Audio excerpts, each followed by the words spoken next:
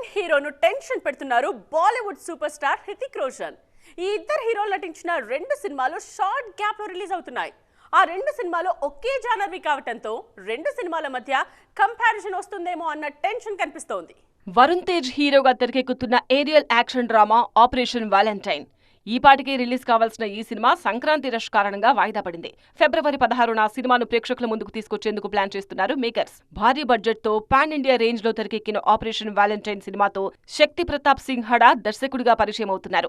వరుస ఫెయిల్యూర్స్ తో కష్టాల్లో ఉన్న వరుణ్ ఈ సినిమా సక్సెస్ మీద చాలా ఆశలు పెట్టుకున్నారు. ఆపరేషన్ వాలంటైన్ రిలీజ్ కన్నా 3 వారాల ముందు దాదాపు అలాంటి కాన్సెప్ట్ తో తెరకెక్కిన బాలీవుడ్ మూవీ ప్రేక్షకుల ముందుకొస్తోంది.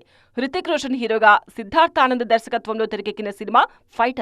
ఈ సినిమా జనవరి 25న రిలీజ్ కు రెడీ అవుతోంది. ఫైటర్ కూడా ఏరియల్ యాక్షన్ డ్రామాగానే తెరకెక్కుతోంది.